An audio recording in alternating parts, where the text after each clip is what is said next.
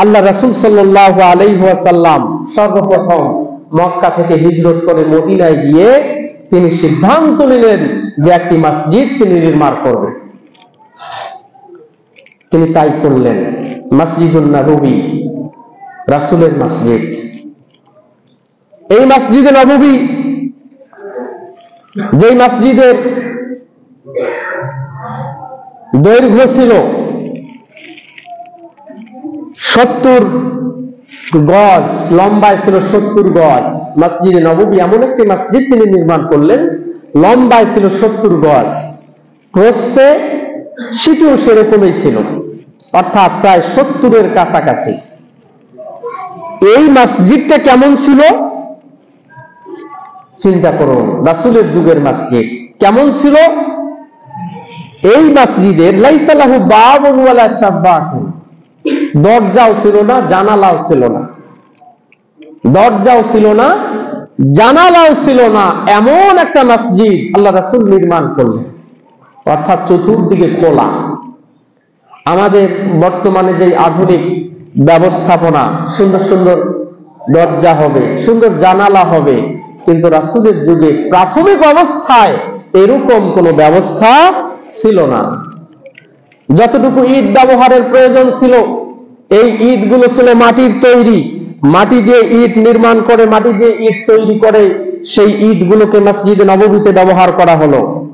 Pillar, যে pillar ছিল সেগুলো ছিল খেজুর গাছের কাণ্ড, খেজুর গাছের গোড়ার আশ থেকে নিয়ে আল্লাহ রাসূল সাল্লাল্লাহু আলাইহি ওয়াসাল্লাম এবং সাহাবায়ে কেরাম রিদওয়ানুল্লাহি আলাইহিম আজমাইন তারা পিলার স্থাপন করলেন।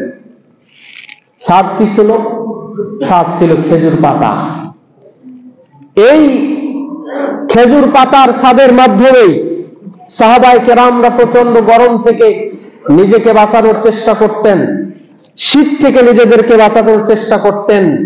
এই কোয়ালিটি ছিল, এই বৈশিষ্ট্য ছিল ইসলামের শুরুর যুগে আল্লাহ রাসূল সাল্লাল্লাহু আলাইহি ওয়াসাল্লাম যে মসজিদটি নির্মাণ করেছিলেন, মসজিদুন নববী। অথচ সেই মসজিদ থেকেই ইতিহাসের শ্রেষ্ঠ মানুষগুলো বের হয়েছে। ইতিহাসের শ্রেষ্ঠ মানুষ, সোনার মানুষগুলো বের হয়েছে। কিয়ামত যতদিন হয়নি ততদিন পর্যন্ত এই মানুষগুলোকে সারা পৃথিবীর মুসলিমরা স্মরণ করবে। তখন মসজিদ ছিল কাঁচা, মানুষগুলো ছিল পাকা, কিন্তু এখন মসজিদ হয় পাকা, মানুষগুলো হয় কাঁচা। প্রিয় উপস্থিতি, আল্লাহ রাসূল সাল্লাল্লাহু আলাইহি ওয়াসাল্লামের মসজিদ এরকম ছিল। আল্লাহ রাসূল গুরুত্ব বুঝলেন যে এই মসজিদের প্রয়োজন আছে, এই কারণে তিনি সর্বপ্রথম যে কর্মসূচি হাতে নিলেন সেটি হলো মসজিদ নির্মাণ করতে হবে। প্রিয় উপস্থিতি, আল্লাহ রাসূলের সমস্ত কাজগুলো শুরু হতো মসজিদ থেকে। সাহাবীদের সমস্ত কাজগুলো শুরু হতো মসজিদ থেকে। আমাদের কাজগুলো শুরু হয় বাড়ি থেকে, আমাদের কাজগুলো শুরু হয় বিভিন্ন জায়গা থেকে। আমাদের অনেকেরই কাজ শুরু এবং শেষ হয় মাজার কিংবা বিভিন্ন জায়গা কেন্দ্রিক, কিন্তু আল্লাহ রাসূলের কাজগুলো শুরু হতো মসজিদ কেন্দ্রিক। গতকালকে সম্ভবত একজন নেতা ছাড়া পেয়েছে, সর্বপ্রথম তিনি কোথায় গেলেন? তিনি তার দলীয় নেতার মাজারে গেলেন, মাজারে গেলেন। অথচ আল্লাহর রাসূল সাল্লাল্লাহু আলাইহি ওয়াসাল্লাম তিনি মসজিদে যেতেন, সাহাবীরা তিনি মসজিদে যেতেন।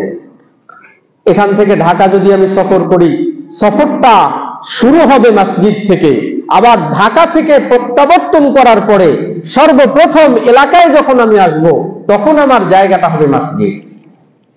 দেখুন আল্লাহ রাসূল বলছেন, আল্লাহ রাসূলের সাহাবী বলছেন, ইদা আরাদা সাফারান, আল্লাহ রাসূল যখন সফর করার ইচ্ছা করতেন, খারাজা মিনাল মসজিদ, তখন তিনি মসজিদ থেকেই বের হতেন। ওয়াইদা আদা মিনাস সাফারি, সফর থেকে যখন প্রত্যাবর্তন করতেন তখন আদা ইলাল মসজিদি, তখন তিনি মসজিদের মধ্যেই সর্বপ্রথম আসতেন। ওয়াইদা আরাদা গাজওয়াতান ইনতালাকা মিনাল মসজিদি, যখন কোন যুদ্ধ পরিচালনা করার জন্য তিনি প্রস্তুতি নিতেন তখন ইনতালাকা মিনাল মসজিদ, মসজিদ থেকেই তিনি বের হতেন।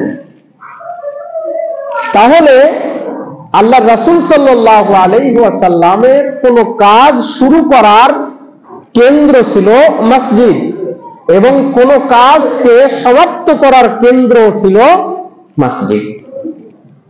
তাহলে মসজিদের গুরুত্ব আল্লাহ রাসূল সাল্লাল্লাহু আলাইহি ওয়াসাল্লামের কাছে কত বেশি ছিল। দেখুন, আল্লাহ পাক রব্বুল আলামিন এই মসজিদকে নিজের দিকে সম্পৃক্ত করেছেন।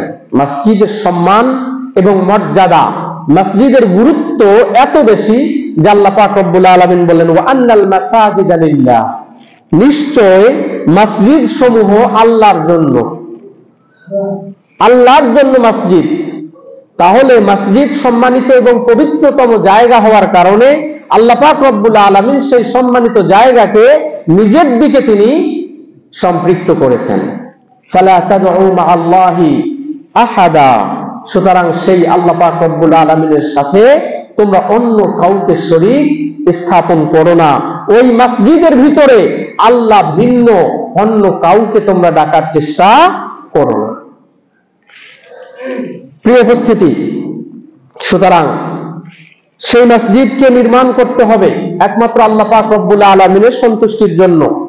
সেই মসজিদের ভিতরে প্রবেশ করতে হবে একমাত্র আল্লাহ পাক রব্বুল আলামিনের সন্তুষ্টির জন্য। মসজিদ কেন্দ্রিক যতগুলো কাজ আছে সমস্ত কাজগুলো হবে একমাত্র কার জন্য? আল্লাহর জন্য। কারণ আল্লাহ বলছেন, ওয়া আন্নাল মাসাজিদা লিল্লাহ, নিশ্চয় মসজিদ হচ্ছে আল্লাহর জন্য। প্রিয় উপস্থিতি, এই মসজিদ সম্পর্কে বলতে গিয়ে আল্লাহ রাসূল সাল্লাল্লাহু আলাইহি ওয়াসাল্লাম বলেছেন, ওয়া কলবুহু মুআল্লাকুন ফিল মাসাজিদ, 7 শ্রেণীর মানুষকে আল্লাহ তাআলা আরশের মাঠে, আরশের ময়দানে, কিয়ামতের ময়দানে আরশের নিচে ছায়া দিবেন। তার মধ্য থেকে এক শ্রেণীর মানুষ হচ্ছে ওয়া কলবুহু মুআল্লাকুন ফিল মাসাজিদ, ওই সমস্ত মানুষ যাদের হৃদয়গুলো লটকানো থাকে, ঝুলানো থাকে মসজিদের সাথে। তাহলে মসজিদ এত মর্যাদাবান একটি জায়গা, যার সাথে, যেই মসজিদের সাথে যেই মানুষগুলোর সম্পর্ক থাকবে সেই মানুষগুলোকে আল্লাহ পাক রব্বুল আলামিন আরশের নিচে ছায়া প্রদান করবেন। সুতরাং এই মসজিদকে ছোট করে দেখার কোনো সুযোগ ইসলামের মধ্যে নেই। প্রিয় উপস্থিতি, সমাজে মসজিদের একটা গুরুত্ব আছে, মসজিদের একটা মর্যাদা আছে। ইসলাম এই মসজিদকে এত গুরুত্ব দিয়েছেন। আল্লাহ রাসূল সাল্লাল্লাহু আলাইহি ওয়াসাল্লাম বলেছেন, সালাতুল জামাআতি আফদালু মিন সালাতিল ফারদি বি27 দারাজা। কোন ব্যক্তি যদি একাকী ভাবে কোথাও সালাত আদায় করে আর অন্য কোন ব্যক্তি যদি জামাতের সাথে মসজিদে এসে সালাত আদায় করে, তাহলে একাকী আদায়কারী ব্যক্তির থেকে 27 গুণ বেশি সওয়াব আল্লাহ পাক রব্বুল আলামিন জামাতে এবং মসজিদে সালাত আদায়কারী ব্যক্তির আমলনামার মধ্যে লিপিবদ্ধ করবেন। তাহলে মসজিদের গুরুত্ব সামাজিকভাবে আছে না নাই? সামাজিকভাবে আছে। মসজিদ হতে হবে, মসজিদে এসে সালাত আদায় করলে তার সওয়াব বেশি হবে, এটি আল্লাহ রাসূল সাল্লাল্লাহু আলাইহি ওয়াসাল্লাম বলেছেন। মসজিদে এসে যারা সালাত আদায় করে তারা সওয়াব ডবল পায়, 27 গুণ পায়। পাশাপাশি ফেরেশতারা তাদের জন্য দোয়া করতে থাকে, সুবহানাল্লাহ।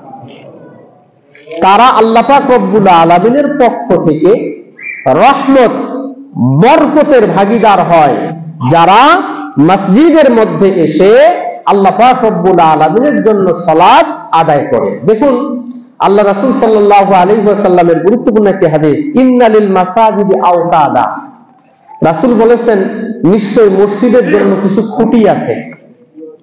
এই মসজিদের কিছু খুঁটি বলতে মসজিদের এমন কিছু মুসল্লি আছে যেগুলো হচ্ছে খুঁটির মতো। অর্থাৎ মসজিদ থেকে খুঁটিগুলো যেরকম ভাবে আলাদা হয় না, পিলারগুলো যেরকম মসজিদ থেকে আলাদা হয় না, অনুরূপ ভাবে মসজিদে এমন কিছু মুসল্লি আছে যে মুসল্লিগুলো মসজিদ থেকে আলাদা হতে চায় না। রাসূল বললেন যে এই যে পিলারের মতো কিছু মুসল্লি আছে, আর তাদের সাথী সঙ্গী কারা? আল মালাইকাতু জুলাসাউহুম, তাদের বন্ধু, তাদের সহপাঠী হচ্ছে ফেরেশতারা। ইন গাবু ইয়াফতাকিদুনাহুম, এই পিলারের মতো মুসল্লিরা যদি কোনো কারণে মসজিদের মধ্যে আসতে না পারে, তাহলে ফেরেশতারা তাদেরকে খোঁজা শুরু করে দেয়। সুবহানাল্লাহ, ফেরেশতারা তাদেরকে তালাশ করে। ওয়াইন মারিদু আদুহুম, এই মুসল্লি যদি অসুস্থ হয়ে যায় তাহলে ওই ফেরেশতা তাদের সেবা এবং শুশ্রূষা করে। ওয়াইন কানু ফি হাজাতিন আনুহুম, আর যদি এই মুসল্লিদের কোনো কিছু সহযোগিতার প্রয়োজন হয় তাহলে ফেরেশতারা তাদেরকে সহযোগিতা করে। সুবহানাল্লাহ। তাহলে মসজিদের সাথে যাদের একটা সম্পর্ক আছে, ফেরেশতারা তাদেরকে খোঁজে, ফেরেশতারা তারা যদি অসুস্থ হয় তাদের সেবা করে, তাদের যদি কোনো কিছুর প্রয়োজন হয় তাহলে সেই ফেরেশতারাই তাদেরকে সাহায্য এবং সহযোগিতা করে। তাহলে মসজিদ গুরুত্বপূর্ণ একটি জায়গা, গুরুত্বপূর্ণ জায়গার সাথে সকলের সম্পর্ক বেশি বেশি থাকা উচিত। আল্লাহ আমাদের সকলকেই সেরকম ভাবে বেশি বেশি সম্পর্ক রাখার তৌফিক দান করুন, আল্লাহুম্মা আমিন। প্রিয় উপস্থিতি, সামাজিকভাবে এই মসজিদের গুরুত্ব অনেক। তার মধ্য থেকে একটি গুরুত্ব হচ্ছে এই মসজিদ হচ্ছে সাপ্তাহিক জুমার দিনে মুসলিমদের সাপ্তাহিক একটি ঈদের দিন। সাপ্তাহিক মুসলিমদের ঈদের দিন, যেই ঈদের দিনের মাধ্যমে মুসলিমরা তাদের শক্তি এবং ঐক্য, মুসলিমরা যে এক, এই জিনিসটার বহিঃপ্রকাশ ঘটাতে পারে। অনেক মুসল্লি জুমার দিনে আসে, একটা মিলন কেন্দ্র তৈরি হয়, মিলন মেলা তৈরি হয়। অমুসলিম যারা আছে তারা বুঝতে পারে যে এই মুসলিমরা ঐক্যবদ্ধ, মুসলিমরা শক্তিতে সামর্থ্যতে তারা অনেক এগিয়ে আমাদের থেকে। এই বিষয়টার মাধ্যমে মসজিদ অত্যন্ত গুরুত্বপূর্ণ ভূমিকা রাখে। আল্লাহ পাক রব্বুল আলামিনের সম্পর্কে বলেছেন, ইয়া আইয়ুহাল্লাযীনা আমানু ইযা নুদিয়া লিস-সালাতি মিন ইয়াউমিল জুমআহ ফাসআউ ইলা যিকরিল্লাহি ওয়া যারুল বাই' যালিকুম খায়রুল লাকুম ইন কুনতুম তা'লামুন। হে ঈমানদার সম্প্রদায়, জুমার দিনে যখন তোমাদেরকে সালাতের জন্য আহ্বান করা হয় তখন তোমরা আল্লাহর স্মরণে তোমরা দৌড়াও সেই মসজিদের দিকে এবং যাবতীয় ব্যবসা বাণিজ্যকে তোমরা পরিত্যাগ করো। এটি তোমাদের জন্য কল্যাণকর যদি তোমরা এটি অনুধাবন করতে পারো, যদি তোমরা এটিকে বুঝতে পারো। তাহলে জুমার দিনের গুরুত্ব এবং এই মসজিদের গুরুত্ব সামাজিকভাবে মুসলিমদের কাছে অনেক বেশি। আল্লাহ আমাদেরকে এই জুমার দিনের গুরুত্ব বুঝার তৌফিক দান করুন, আল্লাহুম্মা আমিন। সকাল সকাল মসজিদে খুতবা শুরু হওয়ার আগেই আমাদের সকলকে আসার তৌফিক দান করুন, আল্লাহুম্মা আমিন। প্রিয় উপস্থিতি, মসজিদ হচ্ছে ইলম চর্চার জায়গা, মসজিদ হচ্ছে জ্ঞান চর্চার জায়গা। আল্লাহ রাসূল সাল্লাল্লাহু আলাইহি ওয়াসাল্লাম বলেছেন, জালিসুল মসজিদে আলা সালাসাতি খিসালিন, যারা মসজিদের মধ্যে আসে, যারা মসজিদের মধ্যে বসে, তাদের ভিতরে তিনটি বৈশিষ্ট্য পাওয়া যায়, তিনটা জিনিস তাদের ভিতরে পাওয়া যাবে। আখুন মুস্তাফাদুন, হয়তোবা সেই বৈঠকে একজন আরেকজনের মাধ্যমে উপকৃত হবে, এক মুসল্লি আরেক মুসল্লির মাধ্যমে উপকৃত হবে। হিকমাতু মুহকামাতিন, অথবা একজন আরেকজনকে জ্ঞানের কথা শোনাবে, একজন আরেকজনকে কোরআনের কথা শোনাবে, হাদিসের কথা শোনাবে। আও রাহমাতুন মুনতাজিরাতুন, অথবা মসজিদে বসে থাকা ব্যক্তি আল্লাহ পাক রব্বুল আলামিনের রহমতের অপেক্ষা করবে। তাহলে মসজিদে যারা আসে এই তিনটা জিনিসের মধ্য থেকে যে কোনো একটা ফায়দা তার হবে। এক, সেটি হচ্ছে তার মাধ্যমে কেউ উপকৃত হবে, অথবা সে কারো মাধ্যমে উপকৃত হবে। একজন আরেকজনকে জ্ঞানের কথা শোনাবে, অথবা এই দুইটার কোনোটাই যদি না হয়, মসজিদের মধ্যে যতক্ষণ থাকবে আল্লাহ পাক রব্বুল আলামিনের রহমতের মধ্যেই সে ব্যক্তি থাকবে। রাসূল সাল্লাল্লাহু আলাইহি ওয়াসাল্লাম বলেছেন, আল মালাইকাতু তুসাল্লি আলা আহাদিকুম মা দামা ফি মুসাল্লাহু, ফেরেশতারা ওই মুসল্লির জন্য দোয়া করতে থাকে যেই মুসল্লি মসজিদের মধ্যে যতক্ষণ পর্যন্ত নামাজের জায়গায় থাকে। আল্লাযী সাল্লা ফীহি, যেই জায়গায় আপনি নামাজ পড়ছেন এই জায়গাতে আপনি বসে আছেন, ফেরেশতারা আপনার জন্য দোয়া করতেছে, ফেরেশতারা আপনার মাগফিরাতের দোয়া করতেছে। যতক্ষণ পর্যন্ত না আপনার ওযু নষ্ট হয়ে যাবে ততক্ষণ পর্যন্ত ফেরেশতা আপনার জন্য দোয়া করতেই থাকবে, করতেই থাকবে। কি দোয়া করবেন? আল্লাহুম্মা গফির লাহু, আল্লাহুম্মা আরহামহু, হে আল্লাহ অমুককে তুমি মাফ করে দাও, হে আল্লাহ অমুকের উপর তুমি রহম করো। ফেরেশতারা নিষ্পাপ, তাদের দোয়া আল্লাহ পাক রব্বুল আলামিন প্রত্যাখ্যান করেন না। সুতরাং মসজিদের ভিতরে ইলমের চর্চা হবে, মসজিদের ভিতরে একজনের মাধ্যমে আরেকজন উপকৃত হবে, অথবা আল্লাহ পাক রব্বুল আলামিনের পক্ষ থেকে সেই মুসল্লির জন্য আল্লাহর পক্ষ থেকে রহমত বর্ষিত হবে। আল্লাহ আমাদেরকে এরকম মানুষ হওয়ার তৌফিক দান করুন, সকলে বলে আল্লাহুম্মা আমিন। প্রিয় উপস্থিতি, আল্লাহ রাসূল আরো একটি গুরুত্বপূর্ণ হাদিস বলেছেন, মান দাখালা মাসজিদানা হাযা লিয়ুআল্লিমা খায়রান আও লিয়াতাআল্লামা কানা কাল মুজাহিদি ফি সাবিলিল্লাহ।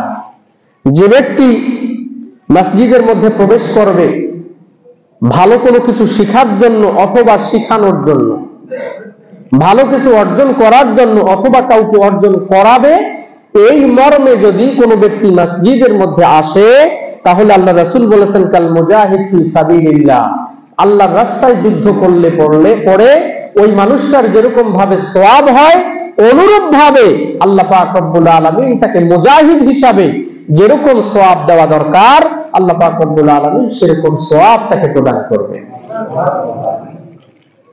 প্রিয় উপস্থিতি, তাহলে মসজিদ এটি অত্যন্ত গুরুত্বপূর্ণ জায়গা। মসজিদের মধ্যে বসে থাকলেই লাভ, মসজিদের মধ্যে অবস্থান করলেই লাভ।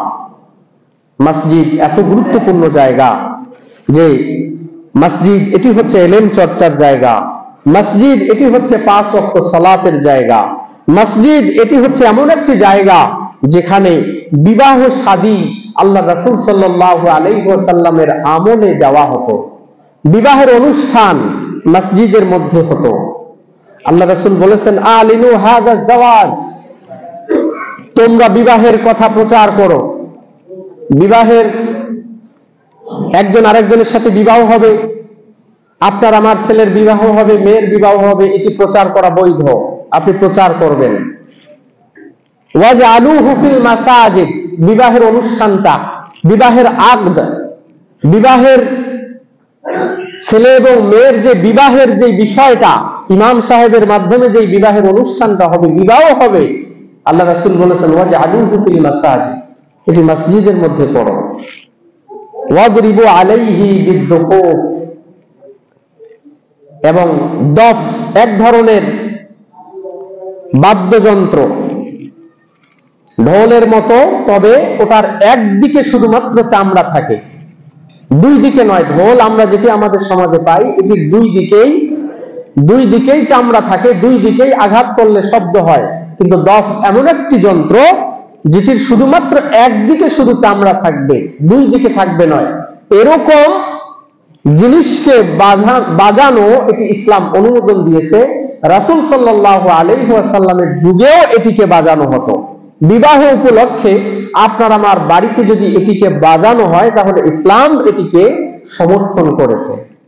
দফ বাজা এটি ইসলামের মধ্যে বৈধ, তবে এটিকে বুঝতে হবে যে এটি কিরকম ভাবে হয়, একদিকে শুধুমাত্র চামড়া থাকবে, অন্যদিকে থাকবে না।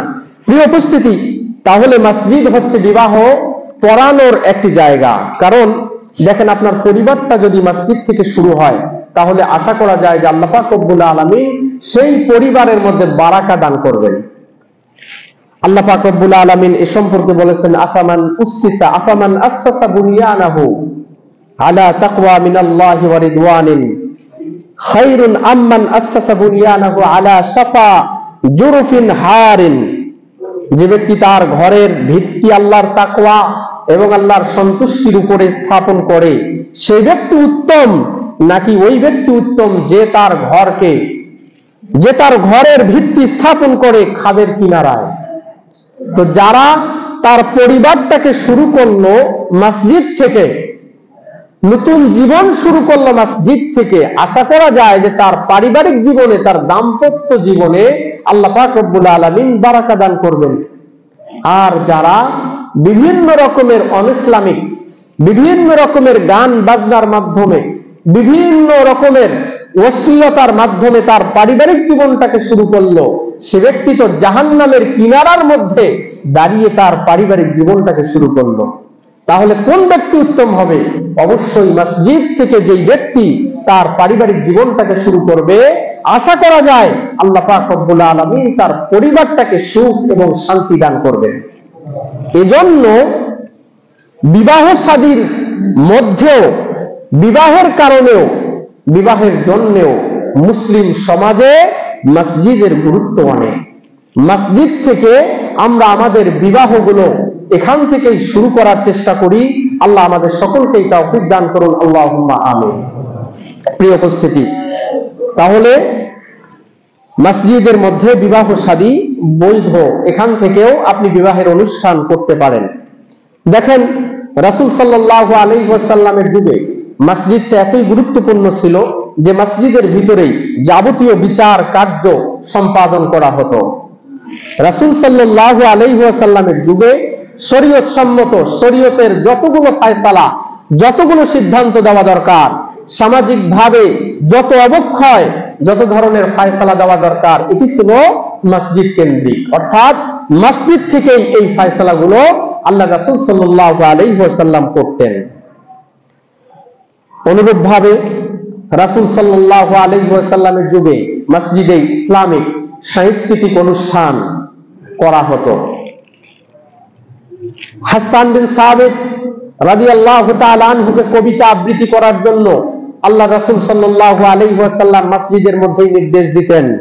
তিনি বলতেন, উহজুহুম আয়াল মুশরিকিন ওয়া জিবরিল মাআক। হে হাসান বিন সাবিত, তুমি কবিতা আবৃত্তি করতে থাকো এবং কাফেরদের কুৎসা রটনা করতে থাকো, জিবরিল আলাইহিস সালাতু ওয়াস সালাম তোমার সাথে আছে।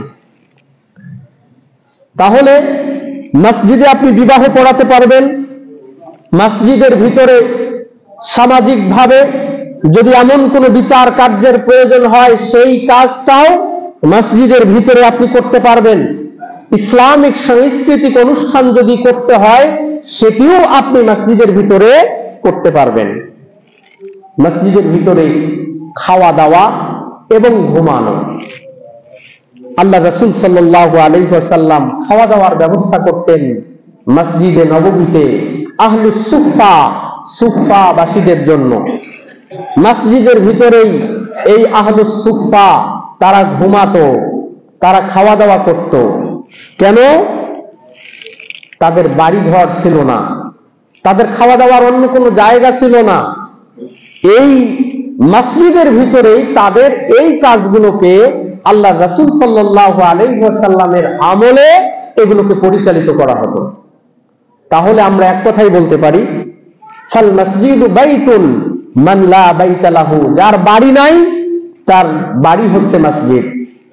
ওয়া মালজাউন, যার কোনো ঠিকানা নাই তার ঠিকানা হচ্ছে মসজিদ। এমন অনেক মানুষ আছে যাদের আসলে থাকার জায়গা নাই, তারা যদি মসজিদের মধ্যে ঘুমাতে চায় তাদের জন্য জায়গা করে দিতে হবে, তাদের ঘুমানোর ব্যবস্থা করতে হবে। এতে শরীয়তের কোনো খেলাফ কোনো কিছু হবে না। যাদের বাড়িতে খাবারের জায়গা নাই, মসজিদের মধ্যে যদি এমন ব্যবস্থা থাকে তাহলে মসজিদের ভিতরেই তারা খাওয়া দাওয়া করবে, এতেও কোনো সমস্যা নাই। আমরা অনেক সময় মনে করি যে মসজিদের মধ্যে 5 ওয়াক্ত সালাত শুধুমাত্র হবে, সালাতটা শেষ হওয়ার সঙ্গে সঙ্গে দরজা বন্ধ, লাইট ফ্যান বন্ধ, সবকিছুই বন্ধ, এমনকি প্রস্রাব পায়খানার দরজার যে চাবিগুলো আছে, তালাগুলো আছে, এই তালাগুলো লাগিয়ে দেওয়া হয়। কিন্তু দেখুন রাসূল সাল্লাল্লাহু আলাইহি ওয়াসাল্লামের যুগে এই একই মসজিদ, সেই মসজিদের ভিতরে কতগুলো কাজ আল্লাহ রাসূল এবং সাহাবায়ে কেরাম করতেন। মসজিদ হবে ওপেন ইবাদতকারীদের জন্য, মসজিদ হবে ওপেন সমস্ত ইসলামিক বিষয়গুলোকে বাস্তবায়ন করার জন্য। এই মসজিদের এই ফ্লোর, মসজিদের এই চত্বর ওপেন থাকবে, ওপেন থাকবে। এতে কোন রকমের বাধা প্রদান করার অনুমতি কেউ রাখে না। প্রিয় উপস্থিতি, শুধু তাই নয়, আল্লাহ রাসূল সাল্লাল্লাহু আলাইহি ওয়াসাল্লামের জমানায় অসুস্থ ব্যক্তি থাকার জায়গাও আল্লাহ রাসূল মসজিদে করে দিয়েছিলেন। হ্যাঁ, আলহামদুলিল্লাহ এখন আমাদের চিকিৎসা কেন্দ্র আছে, মেডিকেল আছে, হাসপাতাল আছে, এখন প্রয়োজন নেই। আমি বলতেছি না যে জোর করে রোগী ব্যক্তিকে মসজিদের ভিতরে এসে শোয়াইতে হবে, এটি নয়। রাসূল সাল্লাল্লাহু আলাইহি ওয়াসাল্লামের যুগে যদি এরকম সিচুয়েশন আবারও আসে, তখন কিন্তু এই মসজিদ ব্যবহার করা যাবে। রাসূল সাল্লাল্লাহু আলাইহি ওয়াসাল্লামের যুগে অসুস্থ ব্যক্তি যারা যুদ্ধের মধ্যে আহত হতো, তাদেরকে সেবা শুশ্রূষা করার জন্য এই মসজিদে নববীর ভিতরে তাদেরকে জায়গা করে দেওয়া হতো। বিশেষ করে সাদ ইবনে মুআজ রাদিয়াল্লাহু তাআলা আনহু, কেনার জন্য আল্লাহ রাসূল সাল্লাল্লাহু আলাইহি ওয়াসাল্লাম মসজিদের ভিতরেই একটা তাঁবু করে দিয়েছিলেন, যেই তাঁবুতে এই সাদ ইবনে মুআজ রাদিয়াল্লাহু তাআলা আনহু অবস্থান করতেন। প্রিয় উপস্থিতি, মসজিদের ভিতরে বৈধ খেলাধুলা, এটিও আল্লাহ রাসূলের জমানায় বৈধ এবং এখনো বৈধ। বৈধ খেলাধুলা, যুদ্ধের প্রয়োজন হয় মুসলমানদের। তীর ধনুক খেলার জন্য রাসূল সাল্লাল্লাহু আলাইহি ওয়াসাল্লামের যুগে সাহাবায়ে কেরামরা সেই মসজিদের ভিতরে সেই আয়োজন করতেন। অর্থাৎ যুদ্ধের ট্রেনিং এর জন্য কোন সময় যদি প্রয়োজন হয় মুসলমানদের, সেই ট্রেনিংটা পর্যন্ত মসজিদের ভিতরে তারা দিতে পারবে। অনুরূপভাবে আল্লাহ রাসূল সাল্লাল্লাহু আলাইহি ওয়াসাল্লামের জমানায় মসজিদকে জেলখানা হিসাবে ব্যবহার করা হয়েছিল। এখন জেলখানা আছে, এখন প্রয়োজন নেই। রাসূলের জমানায় অপরাধী যারা অপরাধ করেছে, কাফেরকে পর্যন্ত মসজিদের খুঁটির মধ্যে এনে বেঁধে রাখা হয়েছিল। তাহলে বোঝা গেল যে সামাজিকভাবে একটি মসজিদের গুরুত্ব এবং প্রয়োজনীয়তা অনেক। এবং এই মসজিদ শুধুমাত্র 5 ওয়াক্ত সালাতের জন্য নয়, বরং আরো ইসলামী সমাজের ভিতরে আরো কিছু কর্মকাণ্ড আছে যেগুলো আমরা মসজিদের ভিতরে করতে পারি। আল্লাহ আমাদের সকলকেই বুঝার তৌফিক দান করুন, সকলে বলে আল্লাহুম্মা আমিন। প্রিয় উপস্থিতি, আরো একটি বিষয়, সেটি হচ্ছে মসজিদ মহিলাদের জন্য ওপেন। মহিলারাও মসজিদে আসতে পারবে। আমাদের সমাজের কিছু ভাই এবং বোন তারা মনে করে যে মহিলারা মসজিদে আসতে পারবে না, মহিলারা মসজিদে আসতে পারবে না, মহিলারা সালাত আদায় করতে পারবে না, মহিলারা মসজিদে প্রবেশ করতে পারবে না। অথচ আল্লাহ রাসূল সাল্লাল্লাহু আলাইহি ওয়াসাল্লাম বলেছেন যে মসজিদ এটি মহিলাদেরও শিক্ষা দীক্ষার জায়গা, এই মসজিদ এটি মহিলাদেরও সালাত আদায়ের জায়গা। আল্লাহ রাসূল বলেছেন, লা তামনাউ ইমা আল্লাহি আল মাসাজিদা ওয়া বুয়ুতুহুন্না খায়রুল লাহুন্না। মসজিদ আসাতে তোমরা মহিলাদেরকে বাধা দিও না। যদি মসজিদ তারা আসতে চায়, তারা আসতে পারবে। যদি মসজিদের ভিতরে ইলমের কথা হয়, আমলের কথা হয়, সেটিকে শোনার জন্য তারা আসতে পারবে। তবে আল্লাহ রাসূল বলছেন, ওয়া বুয়ুতুহুন্না খায়রুল লাহুন্না, তবে বাড়িতে অবস্থান করা তাদের জন্য কল্যাণজনক। বাড়িতে যতক্ষণ পর্যন্ত তারা থাকবে, যাবতীয় ফিতনা থেকে আল্লাহ পাক রব্বুল আলামিন তাদেরকে হেফাজত করবেন। আসুন আল্লাহ পাক রব্বুল আলামিন আমাদেরকে এই বিষয়গুলো বোঝার তৌফিক দান করুন, সকলে বলে আল্লাহুম্মা আমিন। প্রিয় উপস্থিতি, যেই মসজিদের গুরুত্ব অনেক, যেই মসজিদের সাথে সম্পৃক্ত থাকলে অনেক মর্যাদা, অনেক ফজিলত, সেই মসজিদের ইন্তেজামিয়া কমিটি, সেই মসজিদের কমিটিরও অবশ্যই অনেক গুরুত্ব আছে, অনেক ফজিলত আছে, অনেক মর্যাদা আছে এবং অনেকগুলো তাদের দায়িত্ব আছে। কারণ এই মসজিদের সাথে যারা সম্পৃক্ত থাকে, মসজিদকে যারা ভালোবাসে, আল্লাহ পাক রব্বুল আলামিনও তাদেরকে ভালোবাসে। আর এই মসজিদকে যারা ভালোবাসে না, আল্লাহ পাক রব্বুল আলামিনও তাদেরকে ভালোবাসেন না। এজন্য যেই মসজিদের এত কাজ, সেই মসজিদের একটা কমিটি, পরিচালনা কমিটি, এটিও সুন্দর হওয়া এবং এটিও কোরআন এবং হাদিস অনুযায়ী হওয়া, এটি হচ্ছে ইসলামের দাবি, এটি হচ্ছে কোরআন এবং সহিহ সুন্নাহর দাবি। একটি বিষয় আল্লাহ রাসূল সাল্লাল্লাহু আলাইহি ওয়াসাল্লাম বলেছেন যে, দেখুন যাদের সম্পর্কটা মসজিদের সাথে থাকে তারা মুমিন, এই কথার সাক্ষী তোমরা নির্দ্বিধায় দিতে পারো। আল্লাহ রাসূল বলেছেন, ইদা রাআইতুমুর রাজুলা ইয়াতাদুল মাসাজিদা ফাশহাদু লাহু বিল ঈমান।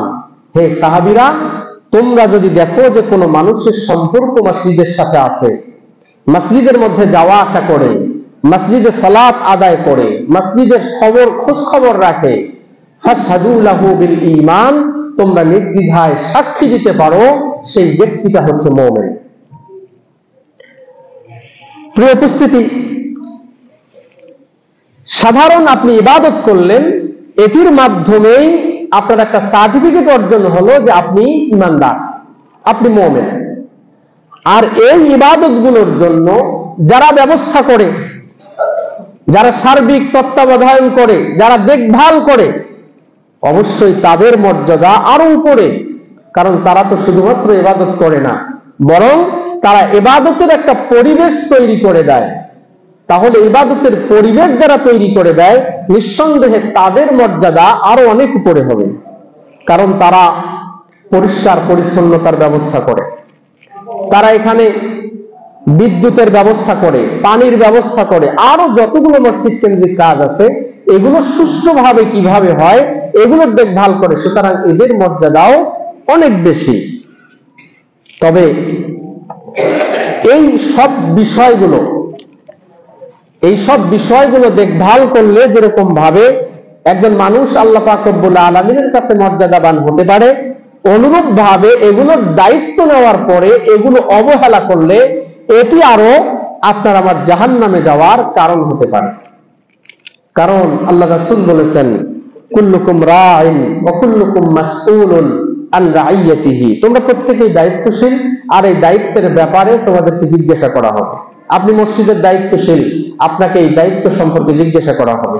আপনি মাদ্রাসার দায়িত্বশীল, আপনাকে মাদ্রাসার দায়িত্ব সম্পর্কে জিজ্ঞাসা করা হবে। আপনি মসজিদের ইমাম, আপনার ইমামতি সম্পর্কে জিজ্ঞাসা করা হবে। আপনি খতিব, আপনার খেতাবত সম্পর্কে জিজ্ঞাসা করা হবে। আপনি মুয়াজ্জিন, আপনি খাদেম, প্রত্যেকটি বিষয়ে আপনাকে জিজ্ঞাসা করা হবে। ইহকালে জিজ্ঞাসিত না হলেও পরকালে আপনাকে অবশ্যই জিজ্ঞাসিত হতে হবে। সুতরাং যে জিনিসটার লাভ বেশি, সেই জিনিসটার দায়িত্ব সঠিকভাবে পালন না করলে সেটার ক্ষতি হওয়ার সম্ভাবনাও সব থেকে বেশি। প্রিয় উপস্থিতি, এজন্য দায়িত্ব জিনিসটা খুবই গুরুত্বপূর্ণ। দায়িত্ব শুধু নিলেই হবে না, দায়িত্বটা যথাযথভাবে পালন করার চেষ্টা করতে হবে। কারণ রাসূল সাল্লাল্লাহু আলাইহি ওয়াসাল্লাম বলেছেন, কোন মুসলমানকে যদি কোনো ব্যাপারে জিম্মাদার বানানো হয়, দায়িত্বশীল বানানো হয়, এই দায়িত্বের ব্যাপারে তাকে কিয়ামতের ময়দানে তাকে উপস্থিত করা হবে। কিয়ামতের ময়দানে উপস্থিত করার পরে তাকে একটি জায়গায় দাঁড় করানো হবে এবং এই দায়িত্ব সম্পর্কে জিজ্ঞাসা করা হবে। একটি ব্রিজের উপরে তাকে দাঁড় করানো হবে, তাকে দায়িত্ব সম্পর্কে জিজ্ঞাসা করা হবে। যদি দায়িত্বটা ভালোভাবে সে পালন করেছে, তাহলে আল্লাহ পাক রব্বুল আলামিন তাকে সেখান থেকে পার করে জান্নাতের মধ্যে তাকে পৌঁছায়া দিবেন। আর সে যদি সেই দায়িত্বটা সুন্দরভাবে পালন না করে, তাহলে সেই ব্রিজটা আল্লাহ পাক রব্বুল আলামিন সেটিকে ভেঙে দিবেন। সেখান থেকেই সে জাহান্নামের মধ্যে পড়বে এবং 70 বছর পর্যন্ত সেই জাহান্নামের অতল তলে সে তলাতেই থাকবে, পৌঁছতেই থাকবে, নিচে যেতেই থাকবে। নাউযুবিল্লাহ। তাহলে দায়িত্ব পালন করলে জান্নাত, দায়িত্ব যদি আপনি পালন না করেন তাহলে আপনি জাহান্নাম। শুধু জাহান্নাম নয়, বরং 70 বছর পর্যন্ত সেই জাহান্নামের তলদেশে আপনি যেতেই থাকবেন। প্রিয় উপস্থিতি, সুতরাং এই মসজিদ ইন্তেজামিয়া কমিটি, এটি মসজিদের জন্য খুবই গুরুত্বপূর্ণ একটি বিষয়। যেরকম ভাবে প্রত্যেক ব্যক্তি মসজিদের ইমাম হতে পারে না, প্রত্যেক ব্যক্তি মসজিদের মুয়াজ্জিন হতে পারে না, অনুরূপ ভাবে প্রত্যেক ব্যক্তি মসজিদের কমিটিও হতে পারে না। আমরা ইমাম বাছাবাছি করে আমরা নেই যে ইমাম একজন নিতে হবে, বিভিন্ন জায়গা থেকে বিভিন্ন রকমের পরীক্ষা নিরীক্ষা করে আমরা ইমাম নেই। একজন খতিব নিব, সেই খতিবেরও বিভিন্ন রকমের পরীক্ষা আমরা নেই। কিন্তু মসজিদের কমিটি যখন নির্ধারণ হয় তখন কিন্তু কোন রকমের পরীক্ষা লাগে না, অটো পাস হয়ে যায়। যার কারণে দেখা যায় যে রাসূল সাল্লাল্লাহু আলাইহি ওয়াসাল্লামের যুগে মসজিদ ছিল কাঁচা, মানুষগুলো ছিল পাকা। কিন্তু এখন আমাদের মসজিদ হচ্ছে পাকা, কিন্তু মানুষগুলো হয়ে যায় কাঁচা। প্রিয় উপস্থিতি, মসজিদ কমিটির মৌলিক 4টা গুণের কথা আল্লাহ পাক রব্বুল আলামিন বলেছেন। মসজিদের সাথে সম্পৃক্ত যারা হবে তাদের ভিতরে 4টা গুণ থাকবে। সূরা তাওবার ভিতরে আল্লাহ পাক রব্বুল আলামিন এই বিষয়টা বলেছেন, ইন্নামা ইয়ামুরু মাসাজিদাল্লাহি মান আমানা বিল্লাহি ওয়াল ইয়াউমিল আখির ওয়া আকামাস সালাতা ওয়া আতাজ যাকাতা ওয়া লাম ইয়াখশা ইল্লাল্লাহ। 4টা গুণ মৌলিক। এরপরে আরো কিছু গুণ আছে যেগুলো আমি সংক্ষিপ্তভাবে আপনাদের সামনে উপস্থাপন করব। 1, মসজিদের কমিটি হবে তারাই, মসজিদ আবাদ করবে তারাই, মান আমানা বিল্লাহ, যারা সত্যিকার অর্থে আল্লাহর উপরে ঈমান নিয়ে এসেছে, ওয়াল ইয়াউমিল আখির, পরকালকে বিশ্বাস করে। ঈমান থাকতে হবে। ঈমানদার যে ব্যক্তি হবে না সে ব্যক্তি কখনো মসজিদের সাথে সম্পৃক্ত হতে পারবে না। ঈমানদার না হলে কমিটিও হতে পারবে না, ইমামও হতে পারবে না, মুয়াজ্জিনও হতে পারবে না, খাদেমও হতে পারবে না, মুক্তাদিও হতে পারবে না। প্রথম শর্ত, আপনাকে ঈমানদার হতে হবে। 2, ওয়া আকামাস সালাত, সালাত কায়েম করতে হবে। মসজিদের কমিটি হতে হলে অবশ্যই তাকে সালাত কায়েমকারী হতে হবে।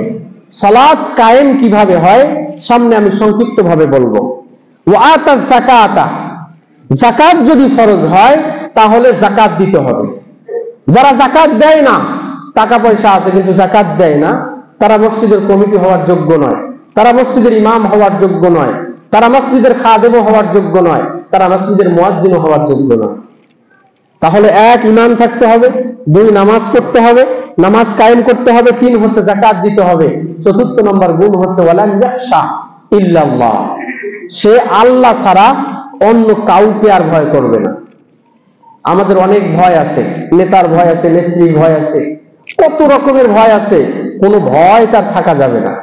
ভয় থাকতে হবে শুধুমাত্র আল্লাহ পাক রব্বুল আলামিনের এই 4টা মৌলিক বৈশিষ্ট্য যাদের ভিতরে থাকবে তারাই মসজিদের সাথে সম্পৃক্ত হওয়ার মতো যোগ্যতা রাখে।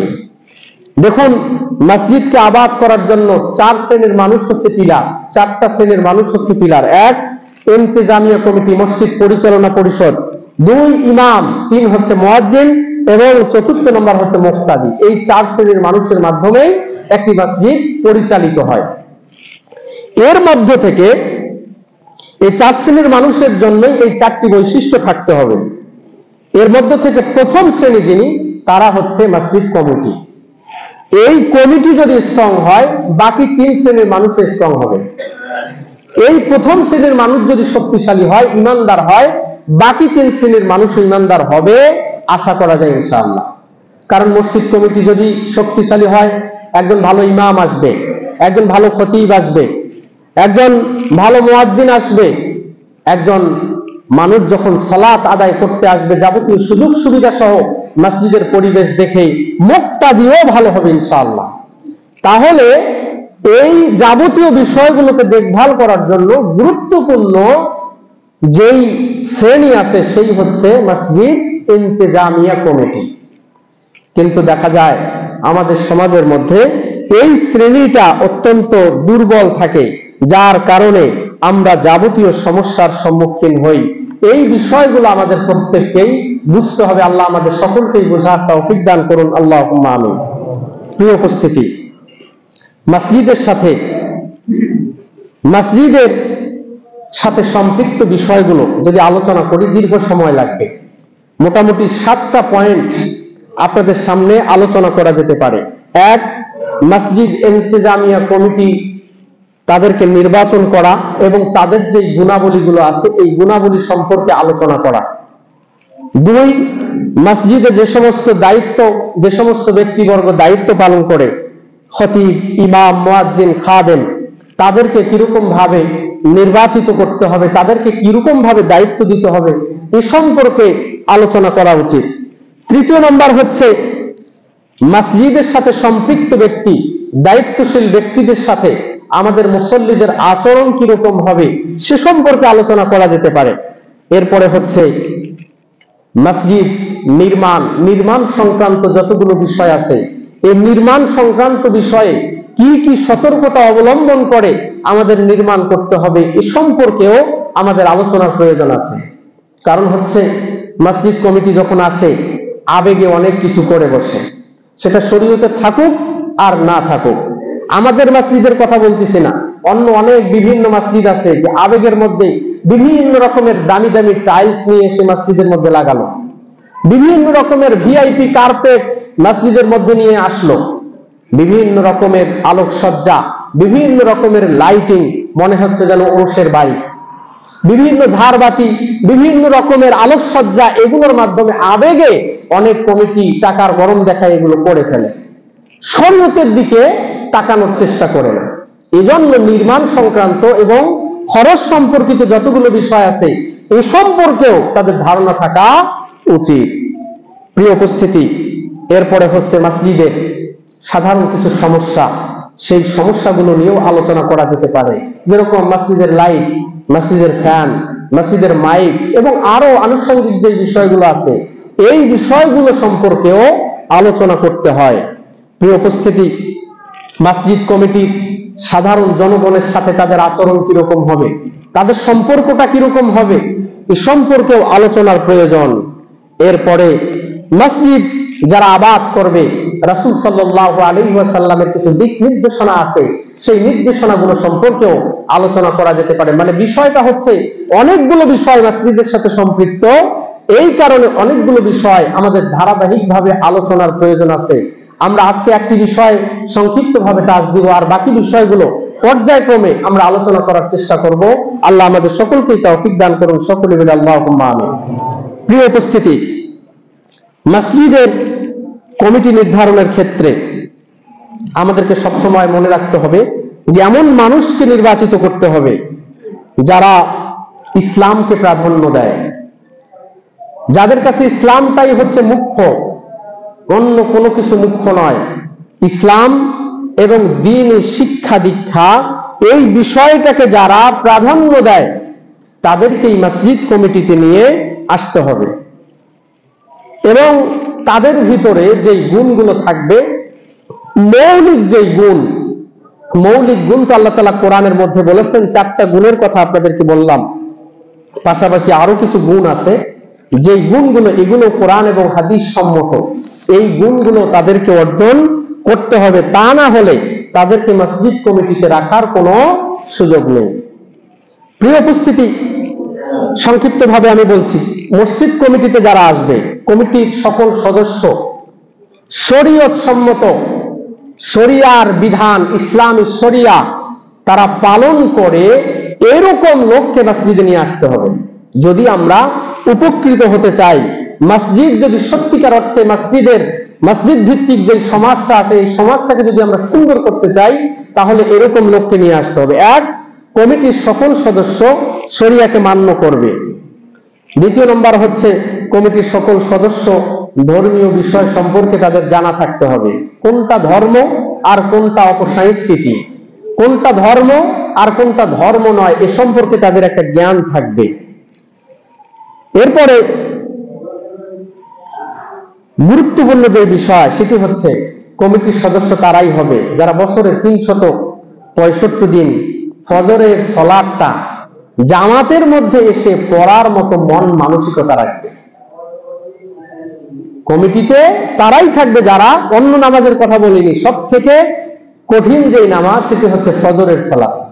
এই ফজরের সালাত শরীয়তের ওজর বাদ দিয়ে, শরীয়তের যে সমস্ত ওজর আছে সেই ওজরগুলোকে বাদ দিয়ে বাকি দিনগুলোতে মসজিদে এসে ফজরের সালাত জামাতের সাথে আদায় করবে কমিটির প্রত্যেকটা সদস্য।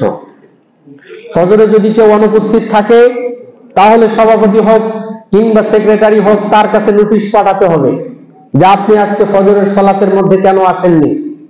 এরকম একটা রেজুলেশন থাকতে হবে যে প্রত্যেকেই ফজরের সালাতে আমরা আসবো, কেউ যদি না আসে তাহলে হয়তো তার বাড়িতে খোঁজ নিলেন, অথবা আপনি নোটিশ পাঠিয়ে দিলেন আজকে কেন আপনি ফজরের সালাতের মধ্যে আসেননি।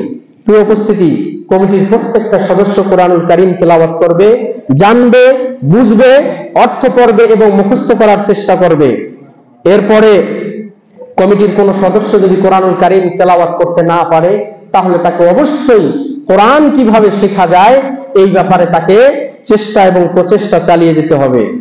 এরপরে কমিটির মধ্যে মসজিদের প্রশাসনিক বিষয়ে কোনো দুর্বলতা যদি পরিলক্ষিত হয়, কিংবা কোষাগার সম্পর্কে, অর্থ সম্পর্কে কোন রকমের যদি অপব্যয় এবং কোন রকমের যদি খেয়ানতের বিষয়টা প্রমাণিত হয়, তাহলে সেই ব্যক্তিটাকে দ্রুত সেই পদ থেকে তাকে বহিষ্কার করতে হবে। এটি হচ্ছে একটি সমাজে মসজিদের কমিটি হওয়ার জন্য এই বিষয়গুলো আমাদের লক্ষ্য করার বিষয়।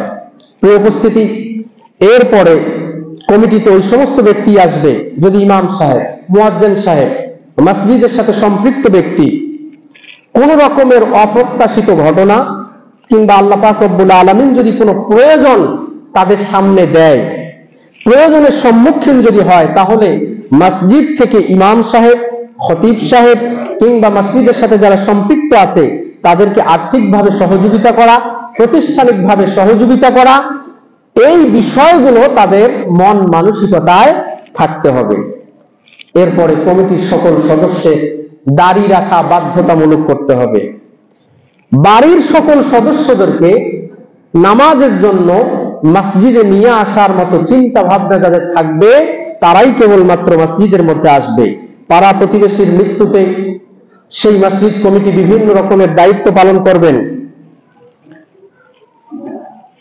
এরপরে আরো যে টুকিটাকি বিষয়গুলো আছে সমাজে, বিভিন্ন সময় দেখা যায় যে একটি পরিবারের মধ্যে বিবাহ শাদীর অনুষ্ঠান হচ্ছে, সেখানে গান বাজতেছে, কিংবা কোনো একটা বাড়িতে জোয়ার আড্ডাখানা বসেছে, কিংবা কোনো বাড়িতে নেশাদার দ্রব্য খাওয়ার একটা হিড়িক লেগে গেছে। এই যে ছোট এই যে বিষয়গুলো আছে, এই বিষয়গুলোতেও একটি মসজিদের কমিটি জোরালো ভাবে ভূমিকা রাখবে। এই বৈশিষ্ট্যগুলো যেই মানুষদের ভিতরে থাকবে, আমার কোরআন এবং হাদিস রিসার্চ করে যেই বিষয়গুলো আমি পেয়েছি, আমি দেখেছি যে তারাই কেবলমাত্র মসজিদ কমিটিতে আসতে পারে। সুতরাং আমি মনে করব শুধুমাত্র মসজিদের মেয়াদ, কমিটির মেয়াদ শেষ হয়ে গেলে নতুন একটা কমিটি উপহার দিতে হবে, এই যে তাড়াহুড়ার যে একটা হিড়িক লাগে, তখন দেখা যায় যে কে আসলো কে গেল এটা দেখার আর কোনো সুযোগ থাকে না। যোগ্য লোককে যোগ্যতার জায়গায় না রেখে বরং দুর্বল লোককে এই জায়গাগুলোতে বসানোর ফলে আমরা বিভিন্ন রকমের সমস্যার সম্মুখীন হই। সুতরাং এই বিষয়গুলোকে আমাদের চিহ্নিত করে এরকম ভাবে সুন্দর একটি কমিটি প্রত্যেকটি মসজিদে হওয়া উচিত। আল্লাহ পাক রব্বুল আলামিন আমাদের সকলকেই বুঝার তৌফিক দান করুন, আল্লাহুম্মা আমিন। সুতরাং আমি মনে করতেছি যে এই সমস্ত কোয়ালিটি আমাদের যাদের ভিতরে নেই, আমরা দৃঢ়ভাবে আমরা সংকল্প করব আমরা এই সমস্ত গুণের অধিকারী হব এবং এই মসজিদের খেদমত করার, দেশের খেদমত করা, জাতির খেদমত করা এবং সমাজের খেদমত করার চেষ্টা করব। আল্লাহ পাক রব্বুল আলামিন আমাদের সকলকেই এই বিষয়গুলো বোঝার তৌফিক দান করুন, আল্লাহুম্মা আমিন। বারাকাল্লাহ।